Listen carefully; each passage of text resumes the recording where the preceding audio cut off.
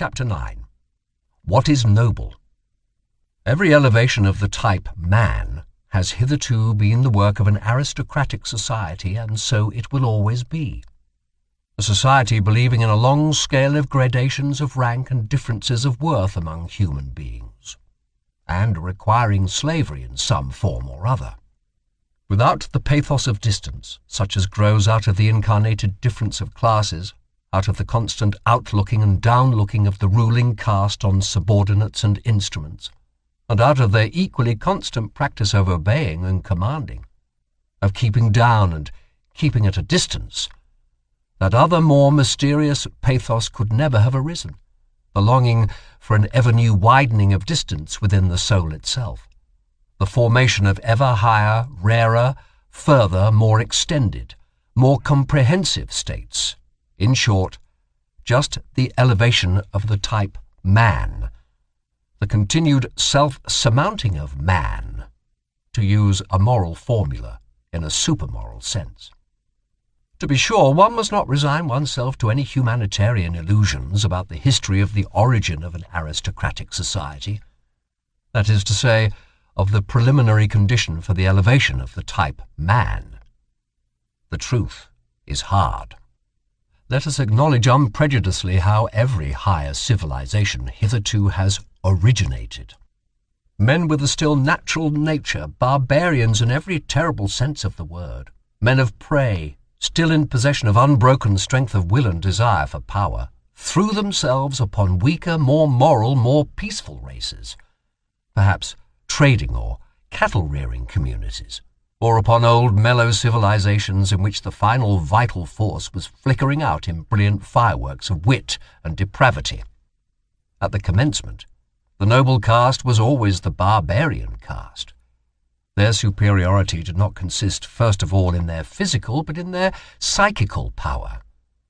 They were more complete men, which at every point also implies the same as more complete beasts. Corruption, as the indication that anarchy threatens to break out among the instincts and that the foundation of the emotions called life is convulsed, is something radically different according to the organization in which it manifests itself. When, for instance, an aristocracy like that of France at the beginning of the Revolution flung away its privileges with sublime disgust and sacrificed itself to an excess of its moral sentiments, it was corruption. It was really only the closing act of the corruption which had existed for centuries, by virtue of which that aristocracy had abdicated step by step its lordly prerogatives and lowered itself to a function of royalty. In the end, even to its decoration and parade dress. The essential thing, however, in a good and healthy aristocracy is that it should not regard itself as a function either of the kingship or the commonwealth, but as the significance and highest justification thereof, that it should therefore accept with a good conscience the sacrifice of a legion of individuals, who, for its sake, must be suppressed and reduced to imperfect men, to slaves and instruments. Its fundamental belief must be precisely that society is not allowed to exist for its own sake, but only as a foundation and scaffolding, by means of which a select class of beings may be able to elevate themselves to their higher duties, and in general to a higher existence. Like those sun-seeking climbing plants in Java, they are called cypomatador, which encircle an oak so long and so often with their arms until at last, high above it but supported by it, they can unfold their tops in the open light and exhibit their happiness. To refrain mutually from injury, from violence, from exploitation, and put one's will on a par with that of others. This may result in a certain rough sense in good conduct among individuals, when the necessary conditions are given, namely, the actual similarity of the individuals in amount of force and degree of worth, and their correlation within one organization. As soon, however, as one wished to take this principle more generally, and if possible even as the fundamental principle of society, it would immediately disclose what it really is, namely, a will to the denial of life, a principle of dissolution and decay. Here one must think profoundly to the very basis and resist all sentimental weakness. Life itself is essentially appropriation, injury, conquest of the strange and weak, suppression, severity, obtrusion of peculiar forms, incorporation, and at the least, putting it mildest, exploitation.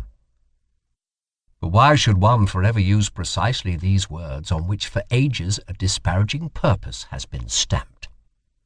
Even the organization within which, as was previously supposed, the individuals treat each other as equal, it takes place in every healthy aristocracy, must itself, if it be a living and not a dying organization, do all that towards other bodies, which the individuals within it refrain from doing to each other. It will have to be the incarnated will to power. It will endeavour to grow, to gain ground, attract to itself and acquire ascendancy, not owing to any morality or immorality, but because it lives, and because life is precisely will to power. On no point, however, is the ordinary consciousness of Europeans more unwilling to be corrected than on this matter. People now rave everywhere, even under the guise of science, about coming conditions of society in which the exploiting character is to be absent. That sounds to my ears as if they promised to invent a mode of life which should refrain from all organic functions. Exploitation does not belong to a depraved or imperfect and primitive society. It belongs to the nature of the living being as a primary organic function. It is a consequence of the intrinsic will to power, which is precisely the will to life. Granting that as a theory this is a novelty, as a reality it is the fundamental fact of all history. Let us be so far honest towards ourselves. In a tour through the many finer and coarser moralities which have hitherto prevailed or still prevail on the earth, I found certain traits recurring regularly together and connected with one another until finally two primary types revealed themselves to me, and a radical distinction was brought to light. There is master morality and slave morality. I would at once add, however, that in all higher and mixed civilizations there are also attempts at the reconciliation of the two moralities. But one finds still oftener the confusion and mutual misunderstanding of them, indeed sometimes their close juxtaposition, even in the same man, within one soul. The distinctions of moral values have either originated in a ruling caste, presently conscious of being different from the ruled, or among the ruled class, the slaves and dependents of all sorts. In the first case, when it is the rulers who determine the conception, good, it is the exalted, proud disposition which is regarded as the distinguishing feature and that which determines the order of rank. The noble type of man separates from himself the beings in whom the opposite of this exalted, proud disposition displays itself. He despises them. Let it at once be noted that in this first kind of morality the antithesis good and bad means practically the same as noble and despicable. The antithesis good and evil is of a different origin. The cowardly, the timid, the insignificant, and those thinking merely of narrow utility are despised. Moreover also the distrustful with their constrained glances, the self-abasing, the dog-like kind of men who let themselves be abused, the mendicant flatterers, and above all, the liars. It is a fundamental belief of all aristocrats that the common people are untruthful.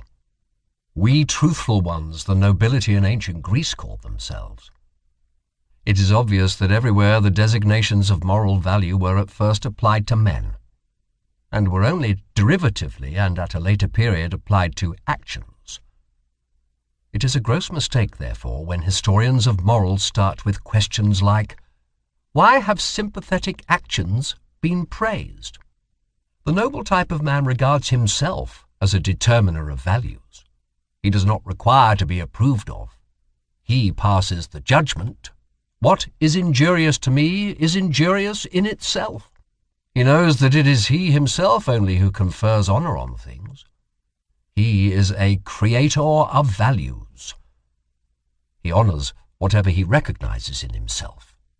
Such morality equals self-glorification. In the foreground there is the feeling of plenitude, of power which seeks to overflow, the happiness of high tension, the consciousness of a wealth which would fain give and bestow. The noble man also helps the unfortunate, but not, or scarcely, out of pity, but rather from an impulse generated by the superabundance of power. The noble man honours in himself the powerful one, him also who has power over himself, who knows how to speak and how to keep silence, who takes pleasure in subjecting himself to severity and hardness, and has reverence for all that is severe and hard. Wotan placed a hard heart in my breast, says an old Scandinavian saga. It is thus rightly expressed from the soul of a proud Viking. Such a type of man is even proud of not being made for sympathy. The hero of the saga therefore adds warningly, "He who has not had a hard heart when young will never have one." The noble and brave who think thus are the furthest removed from the morality which sees precisely in sympathy, or in acting for the good of others, or in désintéressement, the characteristic of the moral.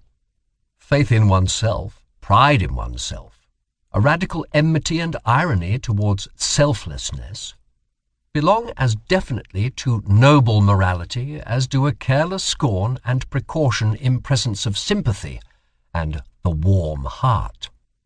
It is the powerful who know how to honour. It is their art, their domain for invention. The profound reverence for age and for tradition, all law rests on this double reverence. The belief and prejudice in favour of ancestors and unfavourable to newcomers is typical in the morality of the powerful. And if, reversely, men of modern ideas believe almost instinctively in progress and the future, and are more and more lacking in respect for old age, the ignoble origin of these ideas has complacently betrayed itself thereby. A morality of the ruling class, however, is more especially foreign and irritating to present-day taste in the sternness of its principle that one has duties only to one's equals, that one may act towards beings of a lower rank, towards all that is foreign just as seems good to one, or as the heart desires, and in any case beyond good and evil. It is here that sympathy and similar sentiments can have a place. The ability and obligation to exercise prolonged gratitude and prolonged revenge, both only within the circle of equals, artfulness in retaliation, raffinement of the idea in friendship, a certain necessity to have enemies, as outlets for the emotions of envy, quarrelsomeness, arrogance, in fact, in order to be a good friend. All these are typical characteristics of the noble morality which, as has been pointed out, is not the morality of modern ideas, and is therefore at present difficult to realize, and also to unearth and disclose. It is otherwise with the second type of morality, slave morality. Supposing that the abused, the oppressed, the suffering, the unemancipated, the weary, and those uncertain of themselves should moralize, what will be the common element in their moral estimates? Probably a pessimistic suspicion with regard to the entire situation of man will find expression. Perhaps a condemnation of man, together with his situation. The slave has an unfavourable eye for the virtues of the powerful. He has a scepticism and distrust, a refinement of distrust of everything good that is there honoured. He would fain persuade himself that the very happiness there is not genuine. On the other hand, those qualities which serve to alleviate the existence of sufferers are brought into prominence and flooded with light. It is here that sympathy, the kind helping hand, the warm heart, patience, diligence, humility, and friendliness attain to honour.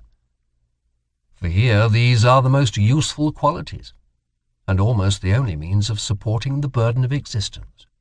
Slave morality is essentially the morality of utility. Here is the seat of the origin of the famous antithesis good and evil. Power and dangerousness are assumed to reside in the evil. A certain dreadfulness, subtlety, and strength which do not admit of being despised. According to slave morality, therefore, the evil man arouses fear. According to master morality, it is precisely the good man who arouses fear and seeks to arouse it, while the bad man is regarded as the despicable being. The contrast attains its maximum when, in accordance with the logical consequences of slave morality, a shade of depreciation, it may be slight and well-intentioned, at last attaches itself to the good man of this morality. Because, according to the servile mode of thought, the good man must in any case be the safe man. He is good-natured, easily deceived, perhaps a little stupid, un bonhomme. Everywhere that slave morality gains the ascendancy, language shows a tendency to approximate the significations of the words good and stupid. A last fundamental difference: the desire for freedom, the instinct for happiness, and the refinements of the feeling of liberty belong as necessarily to slave morals and morality as artifice and enthusiasm in reverence and devotion are the regular symptoms of an aristocratic mode of thinking and estimating. Hence we can understand without further detail why love as a passion, it is our European specialty, must absolutely be of noble origin. As is well known, its invention is due to the Provençal poet cavaliers, those brilliant, ingenious men of the gay sabre, to whom Europe owes so much, and almost owes itself. Vanity is one of the things which are perhaps most difficult for a noble man to understand. He will be tempted to deny it, where another kind of man thinks he sees it self-evidently. The problem for him is to represent to his mind beings who seek to arouse a good opinion of themselves which they themselves do not possess, and consequently also do not deserve, and who yet believe in this good opinion afterwards.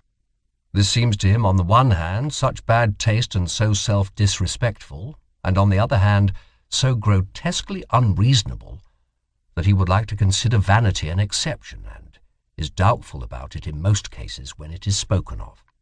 He will say, for instance, "I may be mistaken about my value, and on the other hand may nevertheless demand that my value should be acknowledged by others precisely as I rate it.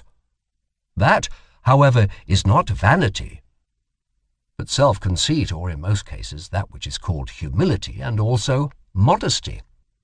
Or he will even say, "For many reasons I can delight in the good opinion of others, perhaps because I love and honour them, and rejoice in all their joys, perhaps also because their good opinion endorses and strengthens my belief in my own good opinion, perhaps because the good opinion of others, even in cases where I do not share it, is useful to me or gives promise of usefulness.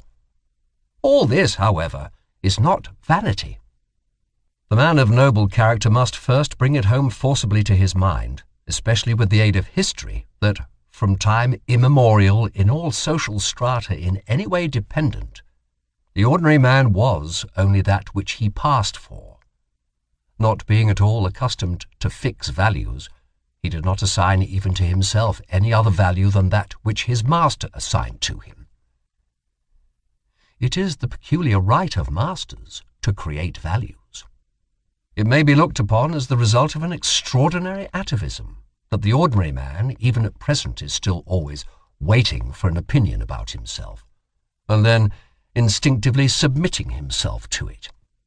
Yet by no means only to a good opinion, but also to a bad and unjust one. Think, for instance, of the greater part of the self-appreciations and self-depreciations which believing women learn from their confessors, and which, in general, the believing Christian learns from his church. In fact, conformably to the slow rise of the democratic social order, and its cause, the blending of the blood of masters and slaves, the originally noble and rare impulse of the masters to assign a value to themselves and to think well of themselves will now be more and more encouraged and extended. But it has at all times an older, ampler, and more radically ingrained propensity opposed to it.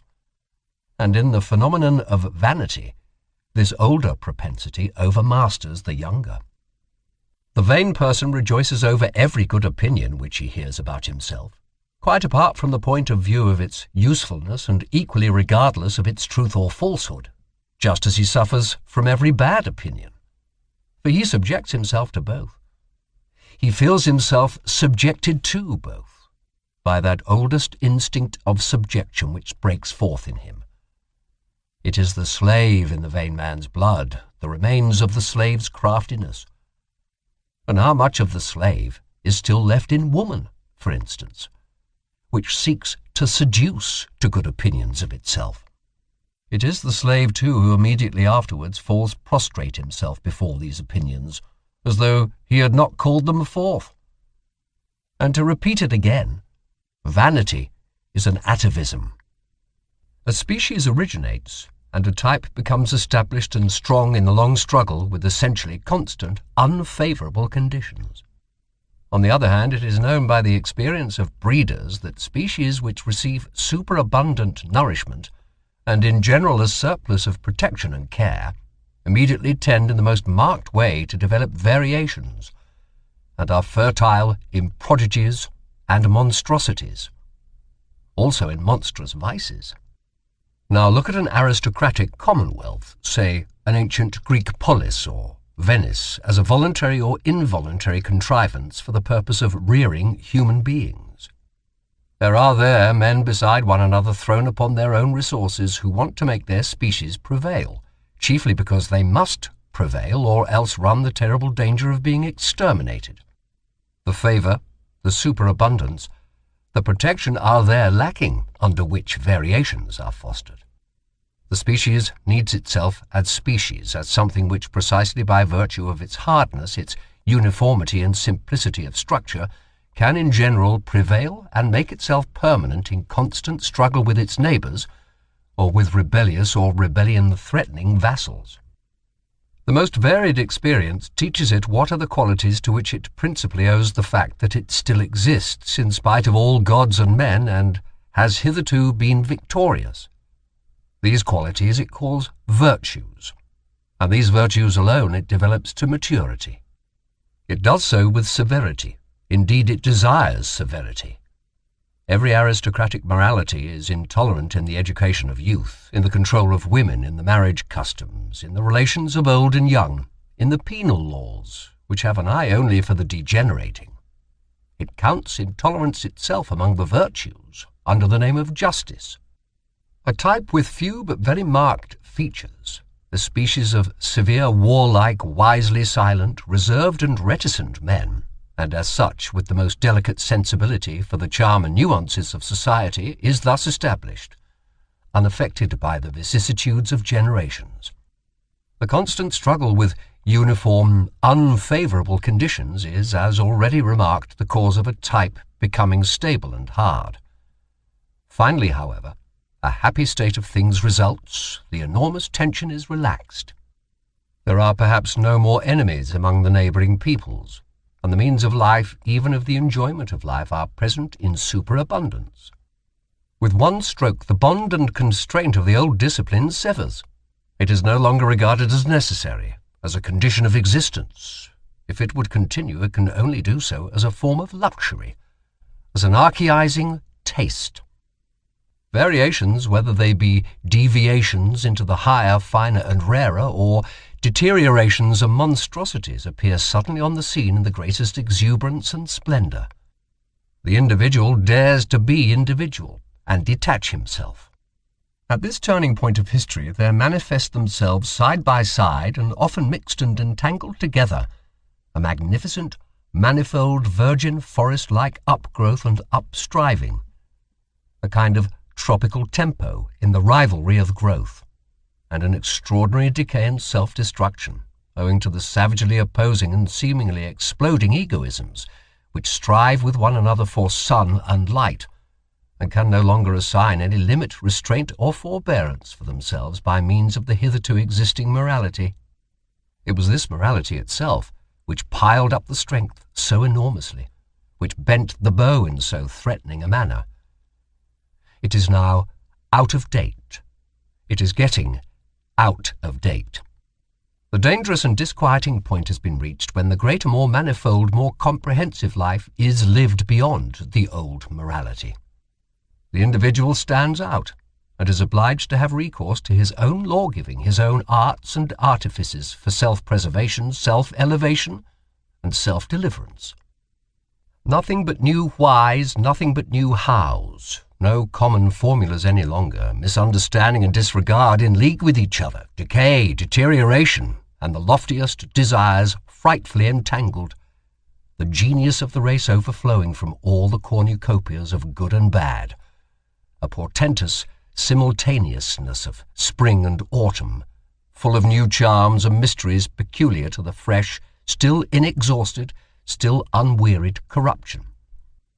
Danger is again present, the mother of morality, great danger. This time shifted into the individual, into the neighbour and friend, into the street, into their own child, into their own heart, into all the most personal and secret recesses of their desires and volitions. What will the moral philosophers who appear at this time have to preach? They discover, these sharp onlookers and loafers, that the end is quickly approaching, that everything around them decays and produces decay, that nothing will endure until the day after tomorrow except one species of man, the incurably mediocre. The mediocre alone have a prospect of continuing and propagating themselves. They will be the men of the future, the sole survivors. Be like them, become mediocre, is now the only morality which has still a significance, which still obtains a hearing. But it is difficult to preach this morality of mediocrity. It can never avow what it is and what it desires. It has to talk of moderation and dignity and duty and brotherly love. It will have difficulty in concealing its irony. There is an instinct for rank which more than anything else is already the sign of a high rank. There is a delight in the nuances of reverence which leads one to infer noble origin and habits. The refinement, goodness, and loftiness of a soul are put to a perilous test when something passes by that is of the highest rank but is not yet protected by the awe of authority from obtrusive touches and incivilities. Something that goes its way like a living touchstone, undistinguished, undiscovered, and tentative, perhaps voluntarily veiled and disguised. He whose task and practice it is to investigate souls will avail himself of many varieties of this very art to determine the ultimate value of a soul, the unalterable, innate order of rank to which it belongs. He will test it by its instinct for reverence. Différence engendre haine. The vulgarity of many a nature spurts up suddenly like dirty water, when any holy vessel, any jewel from closed shrines, any book bearing the marks of great destiny is brought before it. While on the other hand, there is an involuntary silence, a hesitation of the eye, a cessation of all gestures by which it is indicated that a soul feels the nearness of what is worthiest of respect. The way in which, on the whole, the reverence for the Bible has hitherto been maintained in Europe is perhaps the best example of discipline and refinement of manners which Europe owes to Christianity. Books of such profoundness and supreme significance require for their protection an external tyranny of authority, in order to acquire the period of thousands of years which is necessary to exhaust and unriddle them. Much has been achieved when the sentiment has been at last instilled into the masses, the shallow pates and the boobies of every kind, that they are not allowed to touch everything, that there are holy experiences before which they must take off their shoes and keep away the unclean hand. It is almost their highest advance towards humanity. On the contrary, in the so-called cultured classes, the believers in modern ideas, nothing is perhaps so repulsive as their lack of shame, the easy insolence of eye and hand with which they touch, taste, and finger everything. And it is possible that even yet there is more relative nobility of taste and more tact for reverence among the people, among the lower classes of the people, especially among peasants, than among the newspaper-reading demi-monde of intellect. the cultured class. It cannot be effaced from a man's soul what his ancestors have preferably and most constantly done, whether they were perhaps diligent economizers attached to a desk and a cash-box, modest and citizen-like in their desires, modest also in their virtues, or whether they were accustomed to commanding from morning till night, fond of rude pleasures and probably of still ruder duties and responsibilities, or whether finally at one time or another they have sacrificed old privileges of birth and possession in order to live wholly for their faith, for their God, as men of an inexorable and sensitive conscience, which blushes at every compromise. It is quite impossible for a man not to have the qualities and predilections of his parents and ancestors in his constitution, whatever appearances may suggest to the contrary. This is the problem of race. Granted that one knows something of the parents, it is admissible to draw a conclusion about the child. Any kind of offensive incontinence, any kind of sordid envy or of clumsy self-vaunting, the three things which together have constituted the genuine plebeian type in all times, such must pass over to the child as surely as bad blood. And with the help of the best education and culture, one will only succeed in deceiving with regard to such heredity. And what else does education and culture try to do nowadays? In our very democratic, or rather very plebeian age, education and culture must be essentially the art of deceiving. Deceiving with regard to origin, with regard to the inherited plebeianism in body and soul. An educator who nowadays preached truthfulness above everything else, and called out constantly to his pupils, "Be true, be natural, show yourselves as you are." Even such a virtuous and sincere ass would learn in a short time to have recourse to the furca of Horace, naturam expellere. With what results? Plebeianism, usque recurret. At the risk of displeasing innocent ears, I submit that egoism belongs to the essence of a noble soul.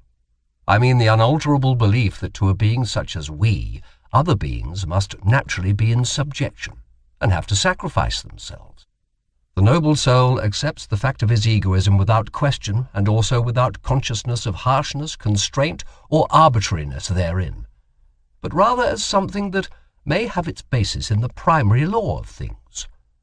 If he sought a designation for it, he would say, "It is justice itself." He acknowledges under certain circumstances, which made him hesitate at first, that there are other equally privileged ones. As soon as he has settled this question of rank, he moves among those equals and equally privileged ones with the same assurance as regards modesty and delicate respect which he enjoys in intercourse with himself, in accordance with an innate heavenly mechanism which all the stars understand. It is an additional instance of his egoism, this artfulness and self-limitation in intercourse with his equals. Every star is a similar egoist. He honours himself in them, and in the rights which he concedes to them he has no doubt that the exchange of honours and rights, as the essence of all intercourse, belongs also to the natural condition of things. The noble soul gives as he takes, prompted by the passionate and sensitive instinct of requital, which is at the root of his nature. The notion of favour has inter pares neither significance nor good repute. There may be a sublime way of letting gifts, as it were, light upon one from above, and of drinking them thirstily like dewdrops. But for those arts and displays the noble soul has no aptitude. His egoism hinders him here. In general, he looks aloft unwillingly. He looks either forward, horizontally and deliberately, or downwards. He knows that he is on a height. One can only truly esteem him who does not look out for himself. Goethe, Ratschlosser. The Chinese have a proverb which mothers even teach their children. Xiao Xin, make thy heart small. This is the essentially fundamental tendency in latter-day civilizations. I have no doubt that an ancient Greek also would first of all remark the self-dwarfing in us Europeans of today. In this respect alone we should immediately be distasteful to him. What, after all, is ignobleness? Words are vocal symbols for ideas. Ideas, however, are more or less definite mental symbols for frequently returning and concurring sensations, for groups of sensations. It is not sufficient to use the same words in order to understand one another. We must also employ the same words for the same kind of internal experiences. We must, in the end, have experiences in common. On this account, the people of one nation understand one another better than those belonging to different nations, even when they use the same language. Or rather, when people have lived long together under similar conditions of climate, soil, danger, requirement, toil, there originates therefrom an entity that understands itself, namely, a nation. In all souls, a like number of frequently recurring experiences have gained the upper hand over those occurring more rarely. About these matters, people understand one another rapidly, and always more rapidly. The history of language is the history of a process of abbreviation. On the basis of this quick comprehension, people always unite closer and closer. The greater the danger, the greater is the need of agreeing quickly and readily about what is necessary. Not to misunderstand one another in danger, that is what cannot at all be dispensed with in intercourse. Also, in all loves and friendships, one has the experience that nothing of the kind continues when the discovery has been made that in using the same words, one of the two parties has feelings, thoughts, intuitions, wishes, or fears different from those of the other. The fear of the eternal misunderstanding, that is, the good genius which so often keeps persons of different sexes from too hasty attachments, to which sense and heart prompt them, and not some Schopenhauerian genius of the species. Whichever groups of sensations within a soul awaken most readily, begin to speak and give the word of command. These decide as to the general order of rank of its values, and determine ultimately its list of desirable things. A man's estimates of value betray something of the structure of his soul, and wherein it sees its conditions of life, its intrinsic needs.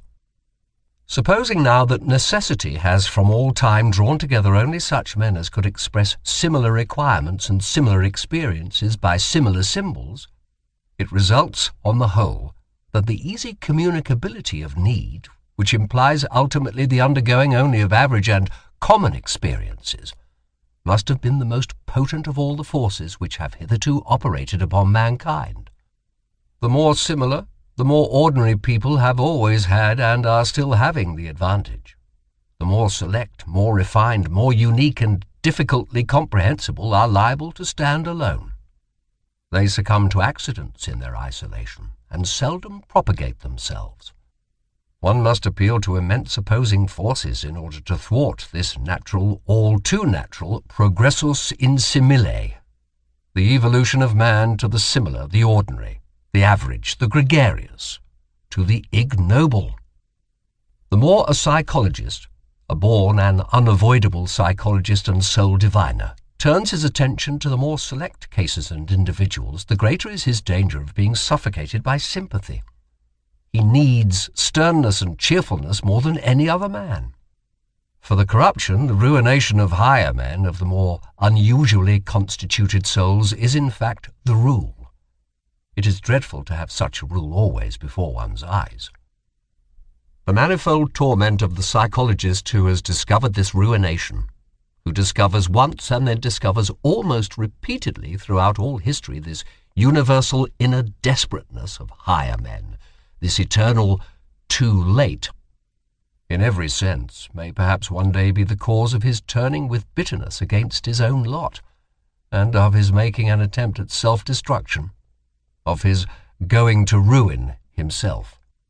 One may perceive in almost every psychologist a telltale inclination for delightful intercourse with commonplace and well-ordered men. The fact is thereby disclosed that he always requires healing, that he needs a sort of flight and forgetfulness away from what is insight and incisiveness, from what his business has laid upon his conscience. The fear of his memory is peculiar to him. He is easily silenced by the judgment of others.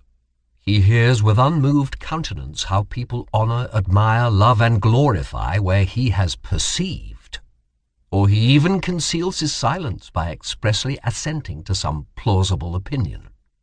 Perhaps the paradox of his situation becomes so dreadful that precisely where he has learnt great sympathy together with contempt, the multitude, the educated, and the visionaries have on their part learnt great reverence for great men and marvellous animals, for the sake of whom one blesses and honours the fatherland, the earth, the dignity of mankind, and one's own self, to whom one points the young, and in view of whom one educates them. And who knows but in all great instances hitherto just the same happened, that the multitude worshipped a god, and that the god was only a poor sacrificial animal. Success has always been the greatest liar, and the work itself is a success. The great statesman, the conqueror, the discoverer are disguised in their creations until they are unrecognizable. The work of the artist, of the philosopher, only invents him who has created it, is reputed to have created it. The great men, as they are reverenced, are poor little fictions composed afterwards. In the world of historical values, spurious coinage prevails. Those great poets, for example, such as Byron, Musset, Poe, Leopardi, Kleist, Gogol, I do not venture to mention much greater names, but I have them in mind, as they now appear and were perhaps obliged to be, men of the moment, enthusiastic, sensuous, and childish, light-minded and impulsive in their trust and distrust, with souls in which usually some flaw has to be concealed, often taking revenge with their works for an internal defilement, often seeking forgetfulness in their soaring from a too true memory, often lost in the mud and almost in love with it, until they become like the will-o'-the-wisps around the swamps, and pretend to be stars. The people then call them idealists, often struggling with protracted disgust, with an ever-reappearing phantom of disbelief which makes them cold, and obliges them to languish for gloria, and devour faith as it is, out of the hands of intoxicated adulators. What a torment these great artists are, and the so-called higher men in general, to him who has once found them out. It is thus conceivable that it is just from woman, who is clairvoyant in the world of suffering and also unfortunately eager to help and save to an extent far beyond her powers, that they have learnt so readily those outbreaks of boundless devoted sympathy, which the multitude, above all the reverent multitude, do not understand, and overwhelm with prying and self-gratifying interpretations. This sympathizing invariably deceives itself as to its power. Women would like to believe that love can do everything. It is the superstition peculiar to her. Alas, he who knows the heart finds out how poor, helpless, pretentious, and blundering even the best and deepest love is. He finds that it rather destroys than saves. It is possible that under the holy fable and travesty of the life of Jesus there is hidden one of the most painful cases of the martyrdom of knowledge about love. The martyrdom of the most innocent and most craving heart, that never had enough of any human love, that demanded love, that demanded inexorably and frantically to be loved and nothing else, with terrible outbursts against those who refused him their love. The story of a poor soul insatiated and insatiable in love that had to invent hell to send thither those who would not love him, and that at last, enlightened about human love, had to invent a God who is entire love, entire capacity for love, who takes pity on human love because it is so paltry, so ignorant. He who has such sentiments, he who has such knowledge about love, seeks for death. But why should one deal with such painful matters? Provided, of course, that one is not obliged to do so. The intellectual haughtiness and loathing of every man who has suffered deeply, it almost determines the order of rank, how deeply men can suffer. The chilling certainty with which he is thoroughly imbued and coloured that by virtue of his suffering he knows more than the shrewdest and wisest can ever know, that he has been familiar with and at home in many distant, dreadful worlds of which you know nothing. This silent intellectual haughtiness of the sufferer, this pride of the elect of knowledge, of the initiated, of the almost sacrificed, finds all forms of disguise necessary to protect itself from contact with officious and sympathizing hands, and in general from all that is not its equal in suffering. Profound suffering makes noble. It separates. One of the most refined forms of disguise is epicurism, along with a certain ostentatious boldness of taste which takes suffering lightly and puts itself on the defensive against all that is sorrowful and profound. There are gay men who make use of gaiety because they are misunderstood on account of it. They wish to be misunderstood. There are scientific minds who make use of science because it gives a gay appearance, and because scientificness leads to the conclusion that a person is superficial. They wish to mislead to a false conclusion. There are free, insolent minds which would fain conceal and deny that they are broken, proud, incurable hearts. The cynicism of Hamlet, the case of Galliani, and occasionally folly itself is the mask of an unfortunate, over-assured knowledge, from which it follows that it is the part of a more refined humanity to have reverence for the mask, and not to make use of psychology and curiosity in the wrong place. That which separates two men most profoundly is a different sense and grade of purity. What does it matter about all their honesty and reciprocal usefulness? What does it matter about all their mutual goodwill? The fact still remains, they cannot smell each other. The highest instinct for purity places him who is affected with it in the most extraordinary and dangerous isolation, as a saint. For it is just holiness, the highest spiritualization of the instinct in question.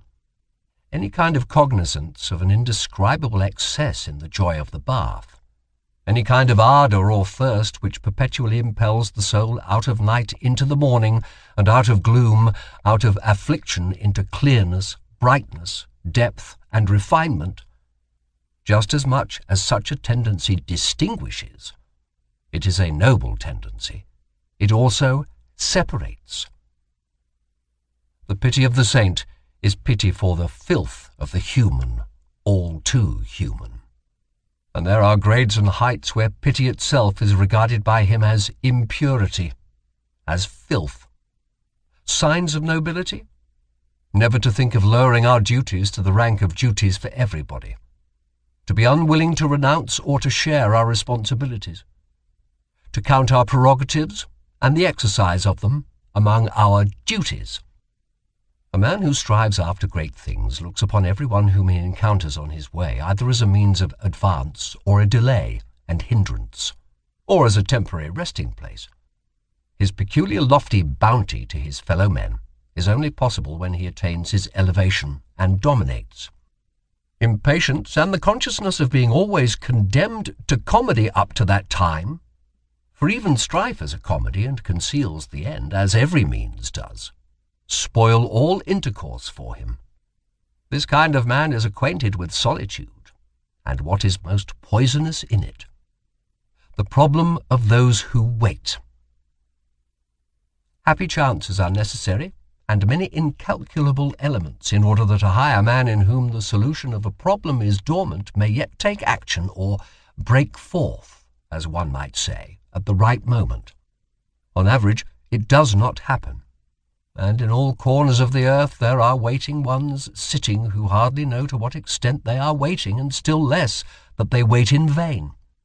Occasionally, too, the waking call comes too late, the chance which gives permission to take action, when their best youth and strength for action have been used up in sitting still. And how many a one, just as he sprang up, has found with horror that his limbs are benumbed and his spirits are now too heavy. It is too late, he has said to himself, and has become self-distrustful and henceforth forever useless. In the domain of genius, may not the Raphael without hands, taking the expression in its widest sense, perhaps not be the exception but the rule? Perhaps genius is by no means so rare, but rather the 500 hands which it requires in order to tyrannize over the Greek inserted here, the right time in order to take chance by the forelock. He who does not wish to see the height of a man looks all the more sharply at what is low in him and in the foreground, and thereby betrays himself. In all kinds of injury and loss, the lower and coarser soul is better off than the nobler soul. The dangers of the latter must be greater. The probability that it will come to grief and perish is in fact immense, considering the multiplicity of the conditions of its existence. In a lizard a finger grows again which has been lost. Not so in man. It is too bad. Always the old story. When a man has finished building his house, he finds that he has learnt unawares something which he ought absolutely to have known before he began to build. The eternal, fatal, too late. The melancholia of everything completed. Wanderer, who art thou? I see thee follow thy path without scorn, without love, with unfathomable eyes, wet and sad as a plummet which has returned to the light insatiated out of every depth. What did it seek down there? With a bosom that never sighs, with lips that conceal their loathing, with a hand which only slowly grasps, who art thou? What hast thou done? Rest thee here. This place has hospitality for everyone. Refresh thyself. And whoever thou art, what is it that now pleases thee? What will serve to refresh thee? Only name it. Whatever I have I offer thee. To refresh me? To refresh me? O thou prying one, what sayest thou?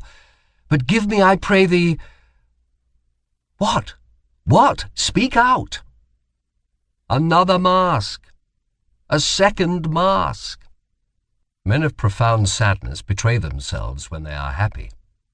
They have a mode of seizing upon happiness as though they would choke and strangle it out of jealousy. Ah, they know only too well that it will flee from them. Bad, bad. What? Does he not go back? Yes, but you misunderstand him when you complain about it. He goes back like everyone who is about to make a great spring. Will people believe it of me? But I insist that they believe it of me. I have always thought very unsatisfactorily of myself and about myself, only in very rare cases, only compulsorily, always without delight in the subject, ready to digress from myself, and always without faith in the result, owing to an unconquerable distrust of the possibility of self-knowledge, which has led me so far as to feel a contradictio in adjecto, even in the idea of direct knowledge which theorists allow themselves. This matter of fact is almost the most certain thing I know about myself. There must be a sort of repugnance in me to believe anything definite about myself. Is there perhaps some enigma therein? Probably, but fortunately nothing for my own teeth. Perhaps it betrays the species to which I belong, but not to myself, as is sufficiently agreeable to me. But what has happened to you? I do not know, he said hesitatingly. Perhaps the harpies have flown over my table. It sometimes happens nowadays that a gentle, sober, retiring man becomes suddenly mad, breaks the plates, upsets the table, shrieks, raves and shocks everybody, and finally withdraws, ashamed and raging at himself. Whither? For what purpose? To famish apart? To suffocate with his memories? To him who has the desires of a lofty and dainty soul and only seldom finds his table laid and his food prepared, the danger will always be great. Nowadays, however, it is extraordinarily so. Thrown into the midst of a noisy and plebeian age with which he does not like to eat out of the same dish, he may readily perish of hunger and thirst. or should he nevertheless finally fall to of sudden nausea?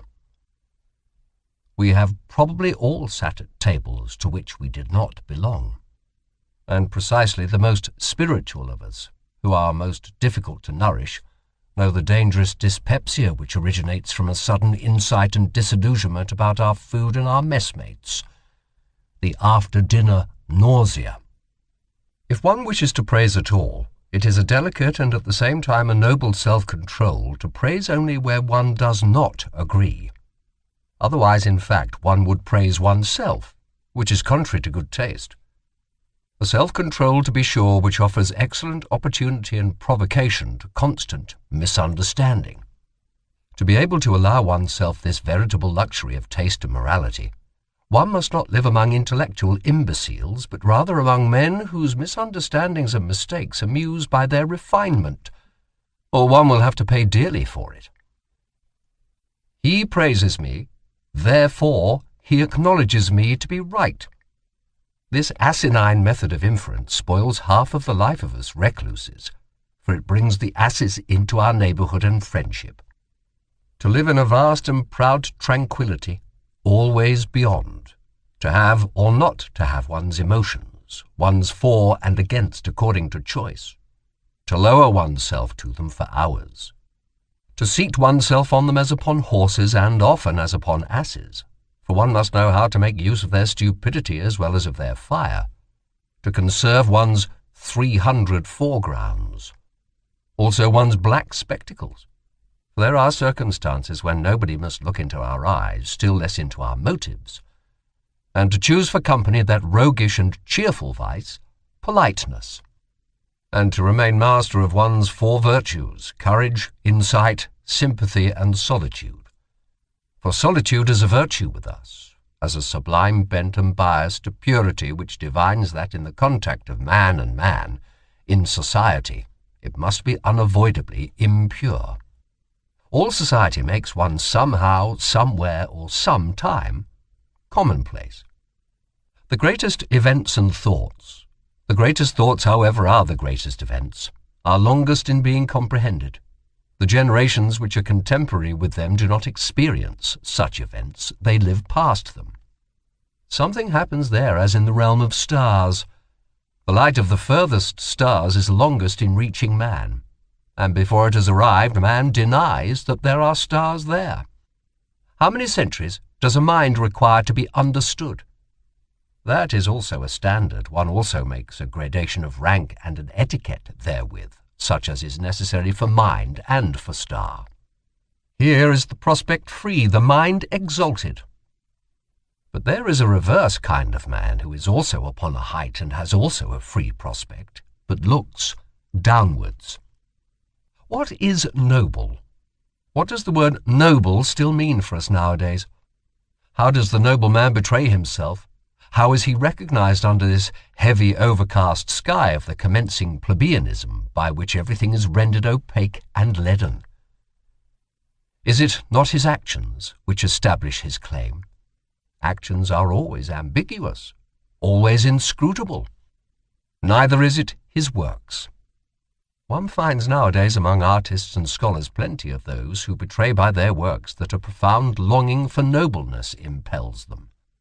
But this very need of nobleness is radically different from the needs of the noble soul itself, and is in fact the eloquent and dangerous sign of the lack thereof. It is not the works, but the belief which is here decisive, and determines the order of rank. To employ once more an old religious formula with a new and deeper meaning, it is some fundamental certainty which a noble soul has about itself, something which is not to be sought, is not to be found, and perhaps also is not to be lost. The noble soul has reverence for itself. There are men who are unavoidably intellectual. Let them turn and twist themselves as they will and hold their hands before their treacherous eyes, as though the hand were not a betrayer. It always comes out at last that they have something which they hide, namely, intellect. One of the subtlest means of deceiving, at least as long as possible, and of successfully representing oneself to be stupider than one really is, which in everyday life is often as desirable as an umbrella, is called enthusiasm, including what belongs to it, for instance, virtue. For as Galliani said, who was obliged to know it, virtu et enthusiasme. In the writings of a recluse one always hears something of the echo of the wilderness, something of the murmuring tones and timid vigilance of solitude. In his strongest words, even in his cry itself, there sounds a new and more dangerous kind of silence, of concealment. He who has sat day and night from year's end to year's end, alone with his soul in familiar discord and discourse, he who has become a cave-bear or a treasure-seeker, or a treasure-guardian and dragon in his cave. It may be a labyrinth, but can also be a gold mine. His ideas themselves eventually acquire a twilight colour of their own and an odour, as much of the depth as of the mould, something uncommunicative and repulsive, which blows chilly upon every passer-by.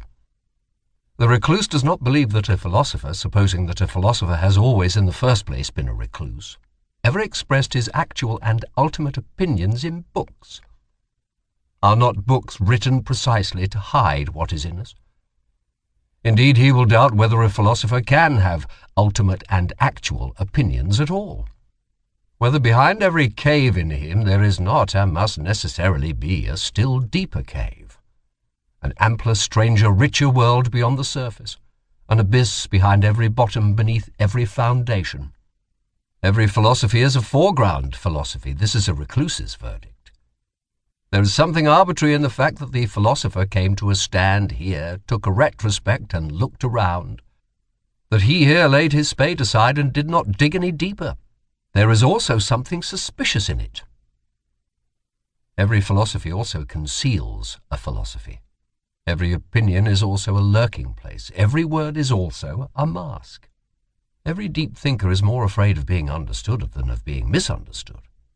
The latter perhaps wounds his vanity, but the former wounds his heart, his sympathy, which always says, "Ah, why would you also have as hard a time of it as I have?" Man, a complex, mendacious, artful, and inscrutable animal, uncanny to the other animals by his artifice and sagacity rather than by his strength, has invented the good conscience in order finally to enjoy his soul as something simple. And the whole of morality is a long audacious falsification, by virtue of which generally enjoyment at the sight of the soul becomes possible. From this point of view, there is perhaps much more in the conception of art than is generally believed. A philosopher, that is a man who constantly experiences, sees, hears, suspects, hopes and dreams extraordinary things, who is struck by his own thoughts as if they came from the outside, from above and below, as a species of events and lightning flashes, peculiar to him, who is perhaps himself a storm pregnant with new lightnings, a portentous man around whom there is always rumbling and mumbling and gaping and something uncanny going on. A philosopher, alas, a being who often runs away from himself, is often afraid of himself, but whose curiosity always makes him come to himself again. A man who says, "I like that, I take it for my own, and mean to guard and protect it from everyone." A man who can conduct a case, carry out a resolution, remain true to an opinion, keep hold of a woman, punish and overthrow insolence.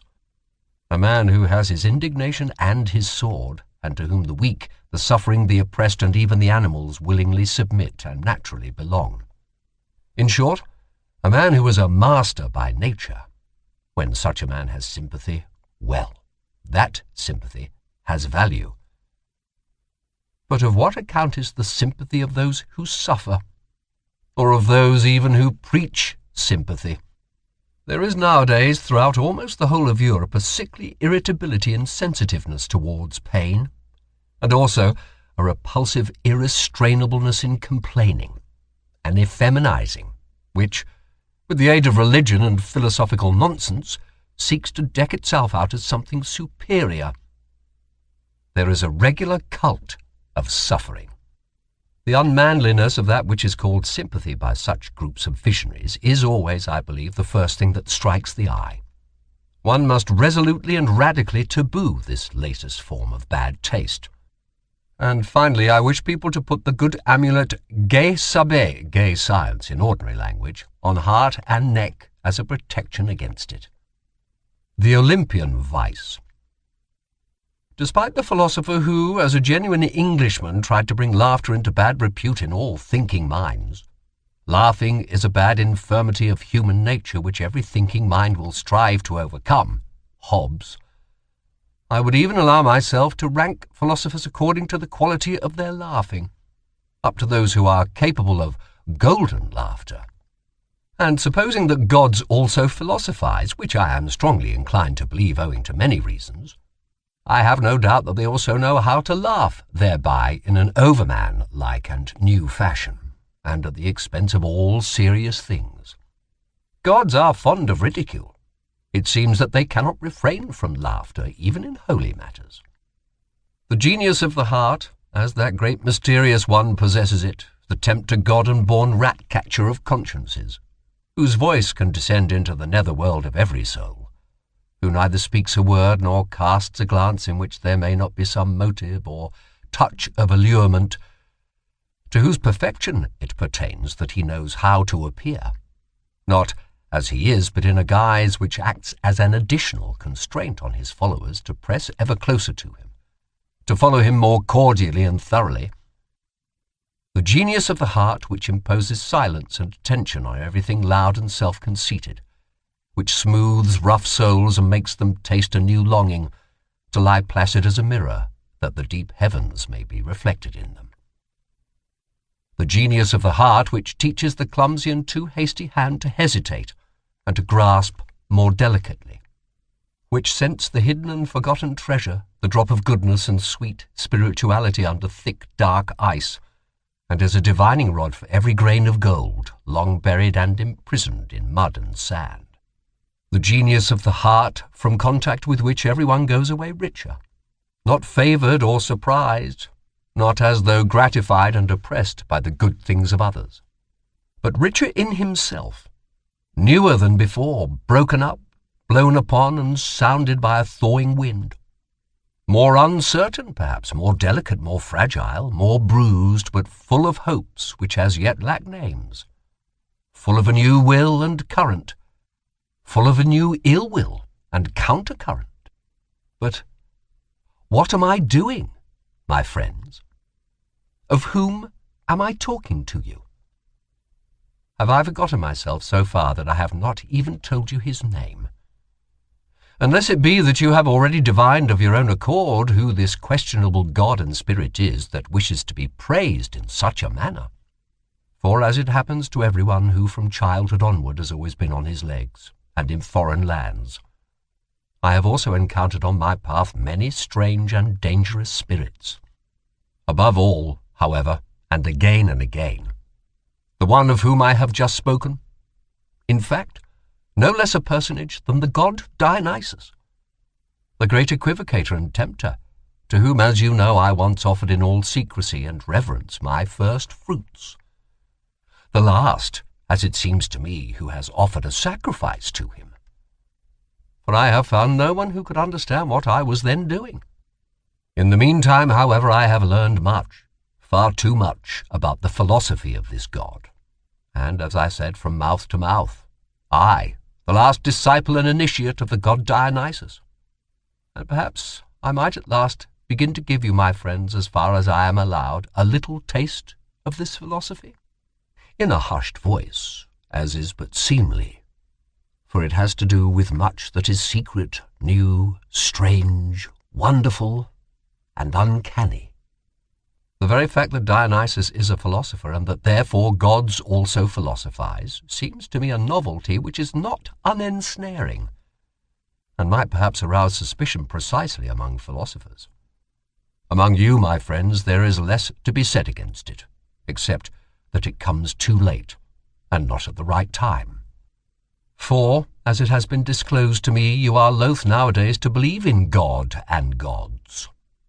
It may happen, too, that in the frankness of my story I must go further than is agreeable to the strict usages of your ears. Certainly the god in question went further, very much further, in such dialogues, and was always many paces ahead of me. Indeed, if it were allowed, I should have to give him, according to human usage, fine ceremonious tides of lustre and merit. I should have to extol his courage as investigator and discoverer, his fearless honesty, truthfulness, and love of wisdom. But such a god does not know what to do with all that respectable trumpery and pomp. "Keep that," he would say, "for thyself and those like thee, and whoever else require it. I have no reason to cover my nakedness." One suspects that this kind of divinity and philosopher perhaps lacks shame. He once said, "Under certain circumstances I love mankind," and referred thereby to Ariadne, who was present. "In my opinion, man is an agreeable, brave, inventive animal that is not his equal upon earth. He makes his way even through all labyrinths. I like man, and often think how I can still further advance him and make him stronger, more evil, and more profound." "Stronger, more evil, and more profound?" I asked in horror. "Yes," he said again, "stronger, more evil, and more profound. Also more beautiful." And thereby the tempter god smiled with his halcyon smile as though he had just paid some charming compliment. One here sees at once that it is not only shame that this divinity lacks. And in general there are good grounds for supposing that in some things the gods could all of them come to us men for instruction. We men are more human. Alas, what are you after all, my written and painted thoughts? Not long ago you were so variegated, young and malicious, so full of thorns and secret spices that you made me sneeze and laugh. And now you have already doffed your novelty, and some of you, I fear, are ready to become truths. So immortal do they look, so pathetically honest, so tedious. And was it ever otherwise? What then do we write and paint, we mandarins, with Chinese brush, we immortalizers of things which lend themselves to writing? What are we alone capable of painting? Alas, only that which is just about to fade and begins to lose its odour. Alas, only exhausted and departing storms and belated yellow sentiments. Alas, only birds, strayed and fatigued by flight, which now let themselves be captured with the hand, with our hand. We immortalize what cannot live and fly much longer, things only which are exhausted and mellow. And it is only for your afternoon, you, my written and painted thoughts, for which alone I have colours, perhaps many variegated softenings, and 50 yellows and browns and greens and reds. But nobody will divine thereby how ye looked in your morning, you sudden sparks and marvels of my solitude, you, my old, beloved, evil thoughts. From the Heights, by F.W. Nietzsche, translated by L.A. Magnus. Midday of life, O season of delight, my summer's park, uneaseful joy to look, to lurk, to hark. I peer for friends, am ready day and night. Where linger ye, my friends? The time is right. Is not the glacier's grey today for you rose-garlanded? The brooklet seeks you, wind cloud with longing thread, and thrust themselves yet higher to the blue, to spy for you from farthest eagle's view. My table was spread out for you on high. Who dwelleth so, star near, so near the grisly pit below? My realm, what realm hath wider boundary? My honey, who hath sipped its fragrancy? Friends, ye are there. Woe me, yet I am not. He whom you seek, ye stare and stop, better your wrath could speak. I am not I, hand, gait, face changed. And what? I am to you, my friends. Now am I not? Am I an other? Strange am I to me, yet from me sprung? A wrestler, by himself too oft self-wrung, hindering too oft my own self's potency, wounded and hampered by self-victory. I sought whereso the wind blows keenest, there I learned to dwell, where no man dwells on lonesome ice-lawn fell. And unlearned man and God and curse and prayer became a ghost, haunting the glaciers bare. Ye, my old friends, look, ye turn pale, filled with love and fear. Go, yet not in wrath. Ye could ne'er live here in the farthest realm of ice and scar. A huntsman must one be, like chamois, saw. An evil huntsman was I? See how taut! My bow was bent. Strongest was he by whom such bolt was sent. Woe now! That arrow is with peril fraught, perilous as none. Have yon safe home ye sought? Ye go, thou didst endure enough, O heart. Strong was thy hope. Unto new friends thy portals widely ope. Let old ones be, bid memory depart.